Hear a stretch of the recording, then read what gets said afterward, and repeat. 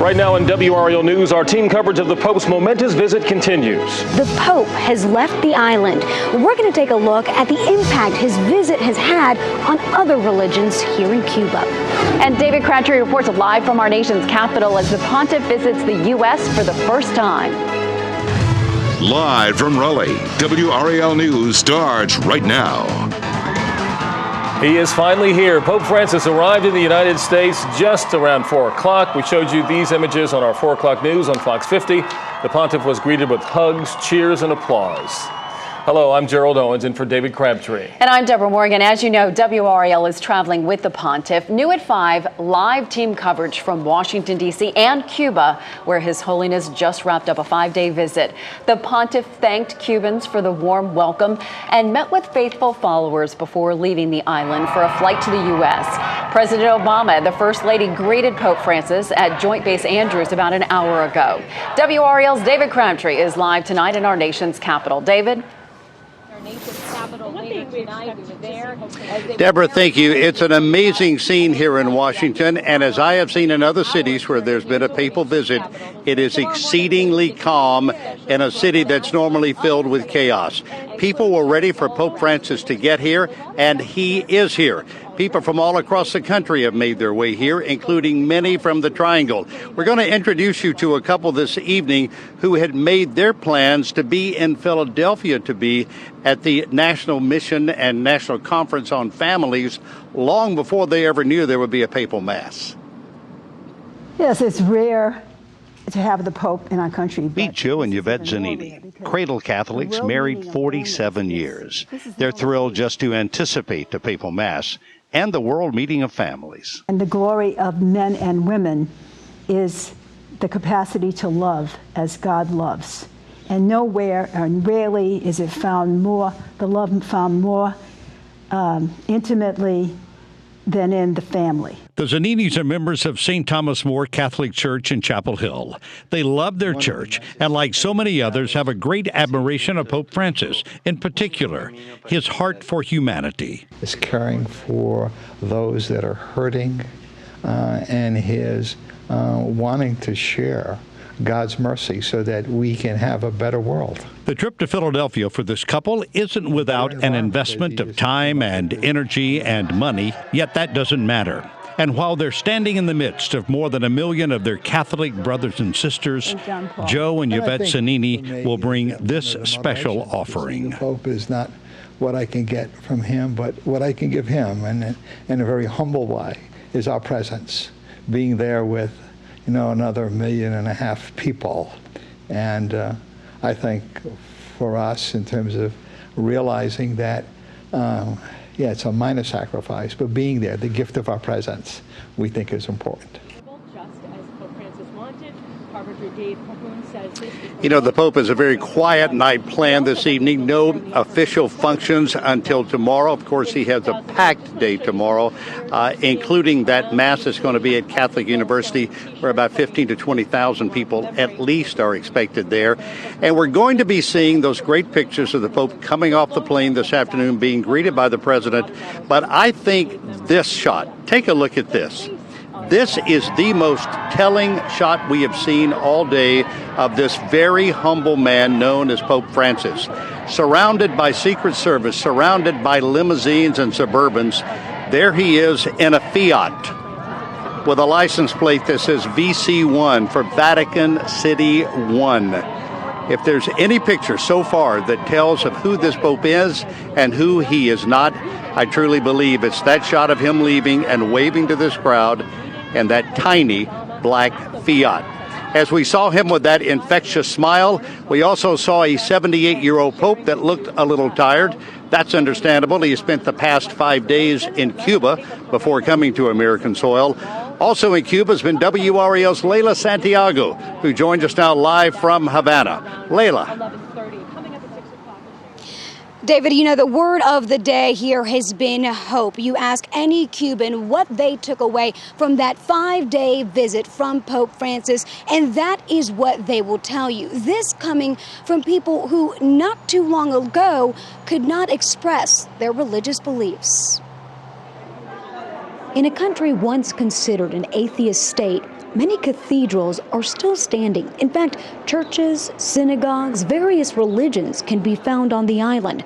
And when the first Latin American pope visits, Y quizá no es tanto él nos anima a no vivir una religión teórica. Father Manel Morancho Peris tells me it means unity and inspires priests like him not to focus strictly on theology, rather to tend to those in need. Lazaro Valdez practices Santeria, a religion with deep African roots on the island. He tells me Cubans are always looking for hope, no matter the religion. They respect all religions because they have all lived the same struggle. It wasn't until the early 90s that the government allowed people to openly practice their religion of choice. Valdez tells me he once had to hide this bracelet he wears openly today, a symbol of Santeria. Now, he and many others are keeping a close eye on the Pope and praying for something else.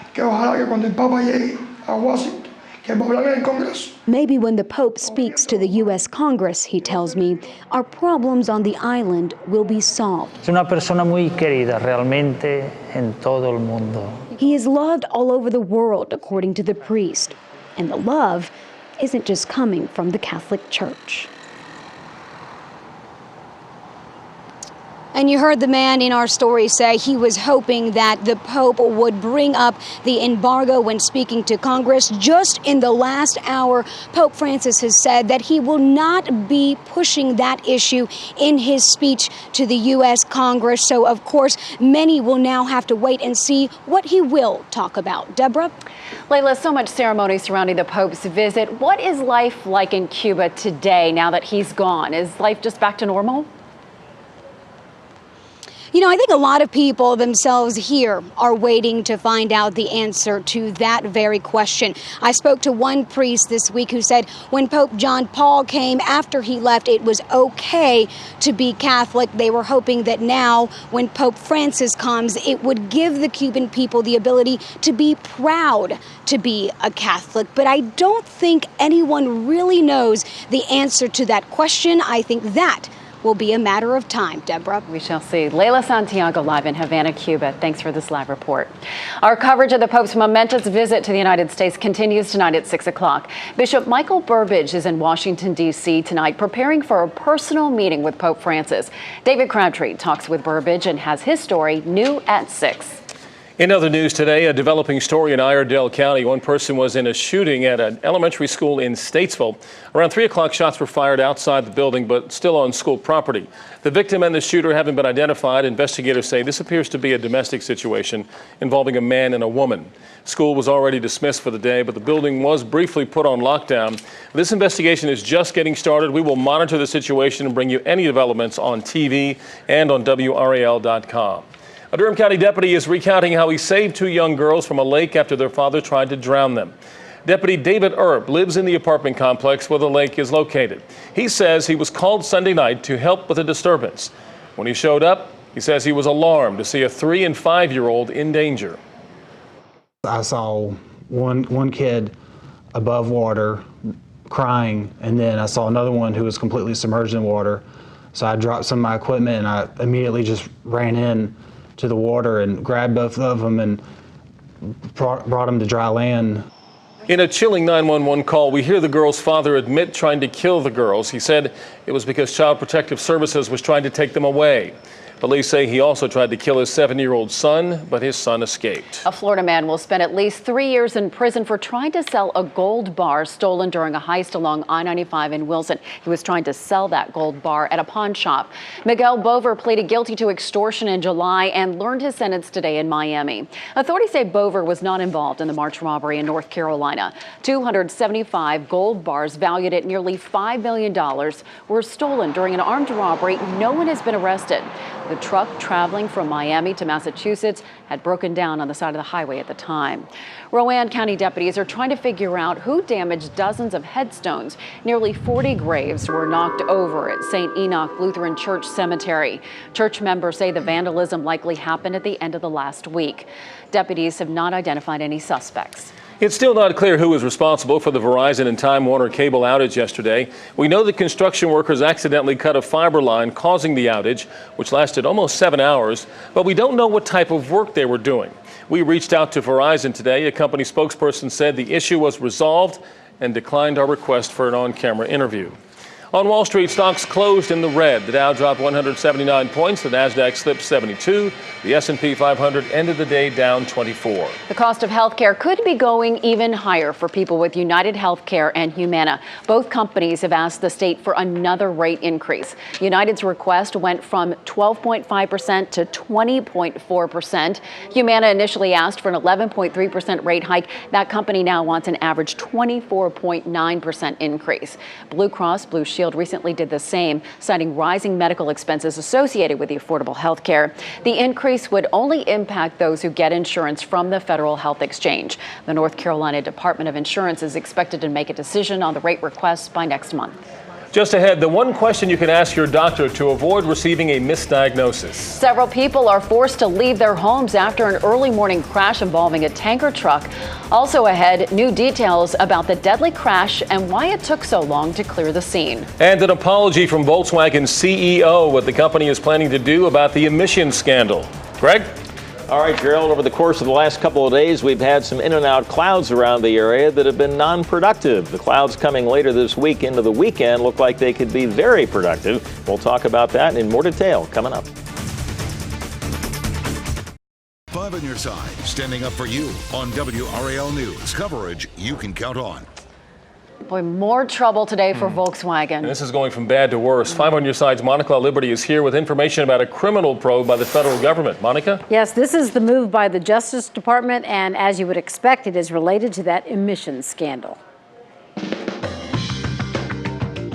The cheating allegations involve 11 million of Volkswagen's diesel-fueled cars around the world. The company fitted the vehicles with software the EPA says was designed to rig emissions tests. Monday, VW's U.S. CEO apologized. Our company was dishonest, and in my German words, we've totally screwed up. Volkswagen installed sophisticated software that manipulated information, such as the position of the steering wheel, vehicle speed, and duration of the engine's operation. With that info, certain models of 5 popular VW and Audi vehicles passed emissions tests they should have failed. When tested, the cars entered a special compliance mode that reduced toxic emissions. The cars were rigged to bypass that mode when actually being driven. Emissions increased to 10 to 40 times above acceptable EPA levels. The affected diesel models span 2009 to 2015 versions of the Beetle, Golf, Jetta, Passat, and Audi A3. It's something that you deliberately did. Clarence Ditlow runs the Center for Auto Safety. There needs to be criminal penalties against those responsible executives. The EPA says there is no safety risk for drivers. The vehicles can stay on the road until VW comes up with a fix.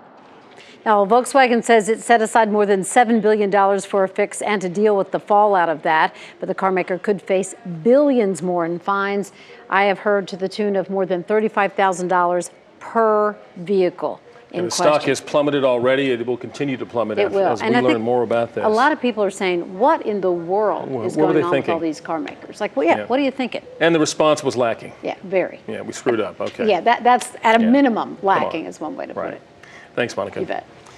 Most people will experience one wrong or delayed diagnosis. A new report from the Institute of Medicine says errors don't get enough attention. That's partially because there's not a good count of how often it happens. Some errors have a devastating consequence, such as missing cancer until it spreads. Other times, patients may recover and never know there was an error.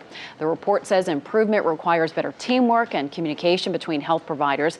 And it says patients should always ask this: could it be something else? Have the courage to question your doctors. Exactly. Look who's back from vacation. How you doing? Welcome back. Good to be back. We had a nice day with you. Yeah, really nicely. the last week and a half has been great. The only downside is it's been dry. Right. And we're going to correct all of that. All right, you brought rain with you. In a big way over the course of the next several we need days. it. And we're not talking about just scattered showers here. We're talking about the type of thing where you're going to have to really pick and choose your times to go outside without getting wet. So we're going to make up for our deficit all at once. Yeah, and that's not really the way you like to do it. You know? But if you have to, you have to, right? That's right. Beggars can't be choosing. Who knows when we'll get some down the road. Yeah, exactly. Thanks, Greg. Welcome back. Thanks. For the first time since his resignation, former CIA Director David Petraeus publicly testifies.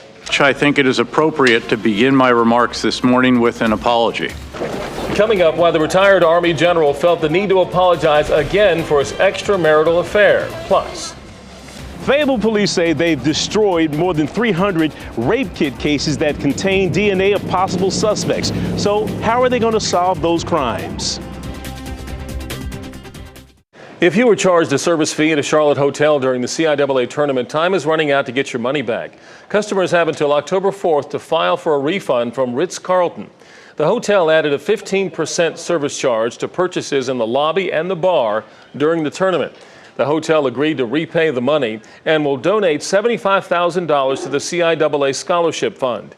The Attorney General says the hotel violated the law by not disclosing the charges up front. Former CIA Director David Petraeus apologized again for sharing classified information with his Charlotte mistress. 4 years ago, I made a serious mistake, one that brought discredit on me and pain closest to those closest to me. It was a violation of the trust placed in me and a breach of the values to which I'd been committed throughout my life. The retired Army general made the apology during a hearing on U.S. policy toward the Middle East and combating ISIS in the region. This is the first time Petraeus has testified publicly since his 2012 resignation. His extramarital affair with Paula Broadwell prompted a federal investigation that led to Petraeus pleading guilty to mishandling classified materials. T-Rex had more company than first thought. Researchers say fossils found in northern Alaska came from a new species of dinosaur. Scientists say it's a hadrosaur, which is a duck-billed vegetarian. It's believed the animal was 30 feet long and had hundreds of teeth. This is the fourth distinct species to be named from Alaska's North Slope. The latest findings were published in a paleontology journal today. A disturbing trend. More teens are homeless in Raleigh than ever before. New tonight at 6 o'clock, what community activists say is behind the surge and the unique way one church is trying to solve it. Linda Loveland is here with what's coming up at 5:30. It was an emotional day in the trial of a woman accused of killing her husband. It's just a surreal moment that you don't ever think that's going to happen to you. Powerful testimony from the daughter of the murder victim as she paints a clearer picture of her father for the jury. Plus, a deadly wreck involving a tanker truck in Orange County. Why crews are using extreme caution as they cleared the scene.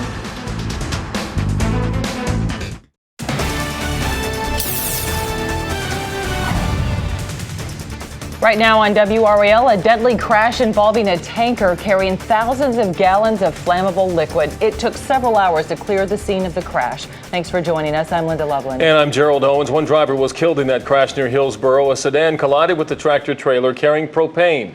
The cleanup lasted much of the day. Sloan Heffernan is live in Orange County to explain why. Sloan?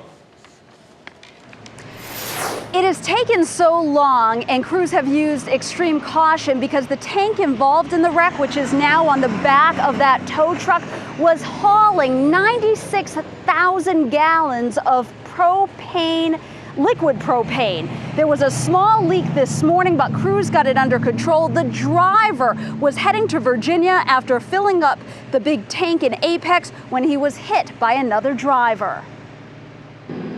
The crash was so loud, it woke up the neighborhood. All I heard was a big loud boom. At first I thought it was thunder. But this is what David Roberts saw when he looked outside.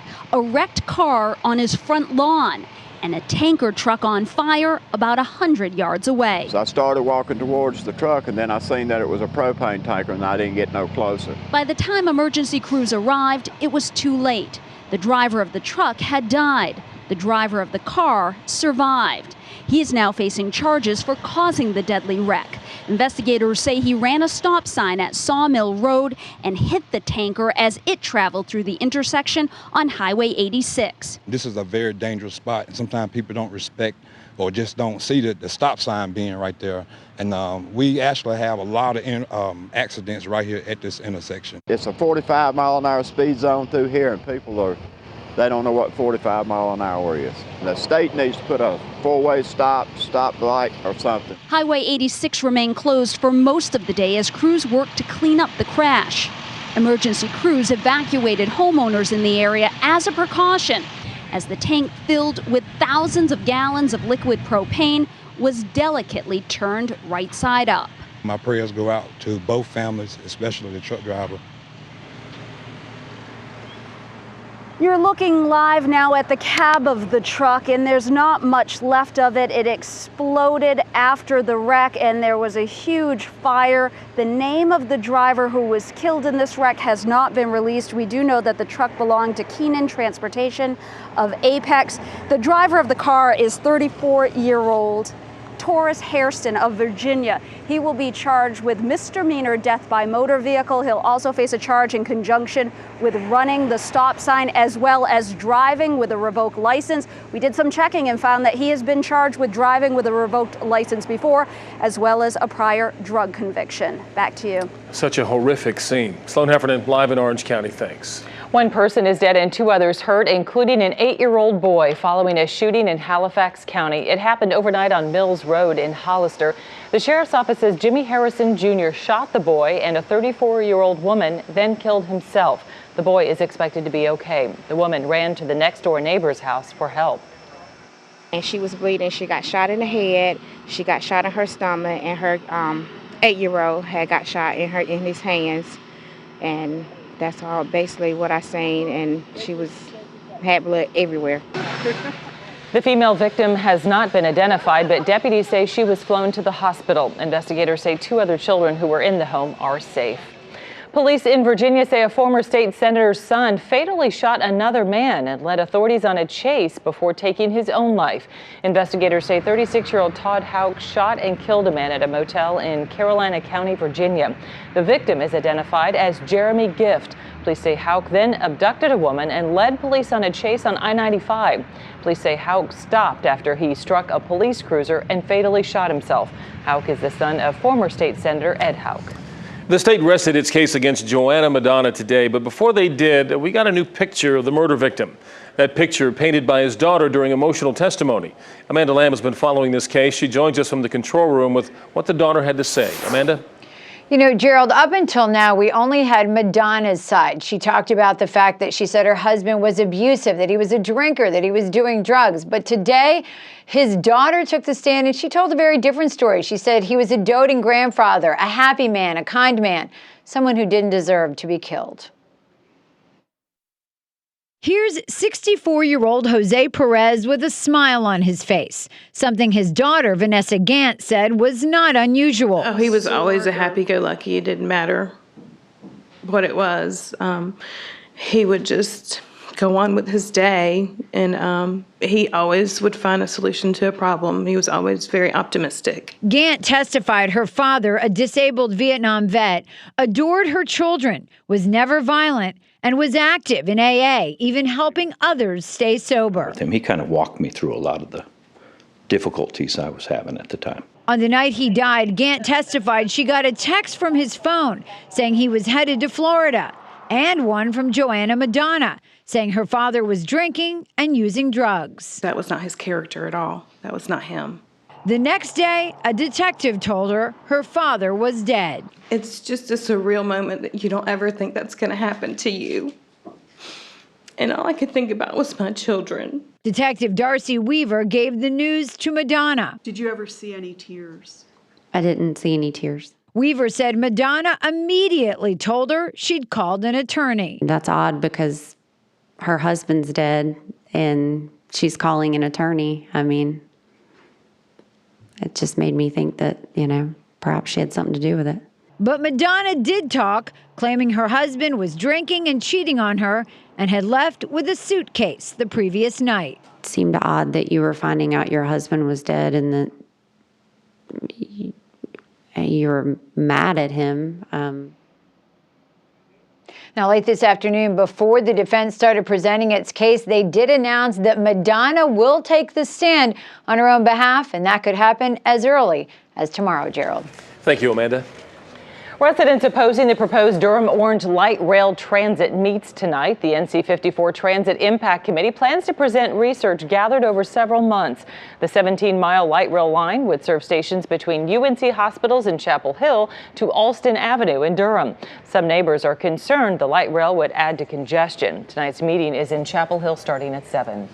A final House vote is made on the state's Medicaid bill. Our Capitol Bureau Chief Laura Leslie joins us live with that decision made just a few moments ago. Someone will be with you as soon as possible. Have you ever hung the phone up because of poor customer service experience, or you heard that message? Yep. A new survey shows 57% of us have done just that. Just ahead, the industries and the companies considered the worst offenders.